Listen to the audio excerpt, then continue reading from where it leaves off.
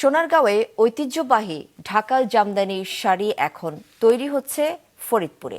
এরই মধ্য দিয়ে জেলার আলফাডাঙ্গায় শুরু হয়েছে জামদানির নতুন গল্প। ফরিদপুর জেলা রিপোর্টার জাহিদুর রহমানের পাঠানো তথ্য ছবিতে ডেস্ক রিপোর্ট।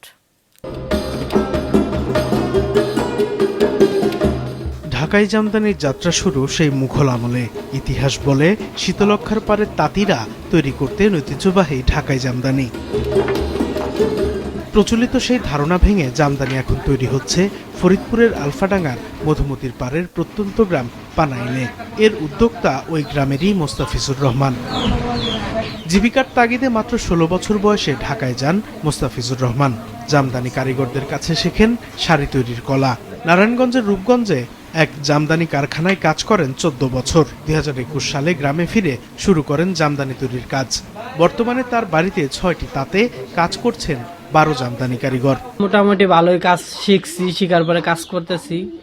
আলহামদুলিল্লাহ মোটামুটি ভালোই চলতেছি। এই শিখা অবস্থায় একটু কষ্ট হয়েছে, আর এই যে এখন যখন শিখে গেছি, তো এখন মাসে আমার ৩০-২৫ হাজার টাকা আমার স্যালারি হয়।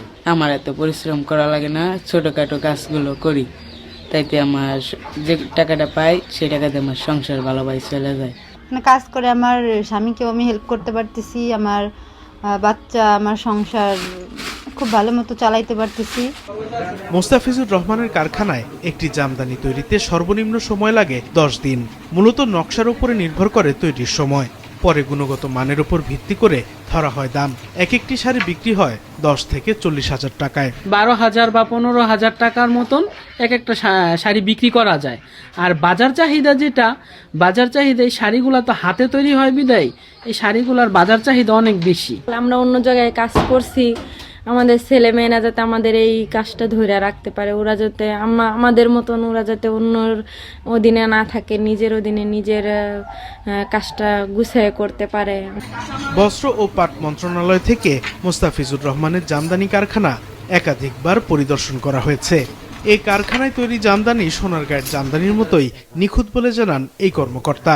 আমাদের পূর্বে যে জামদানি ছিলেন, যেটা এখন বলি যে সোনারগাঁয়ে জামদানি বলি, রূপগঞ্জে জামদানি বলি, একদম কোয়ালিটি সেম। তাদের মান, গুণগত মান সবকিছুই একদম হুবহু রূপগঞ্জে জামদানি মতো। ঐতিহ্যবাহী জামদানিকে ২০১৩ সালে UNESCO intangible cultural heritage of humanity স্বীকৃতি দেয়। Maasranga news desk.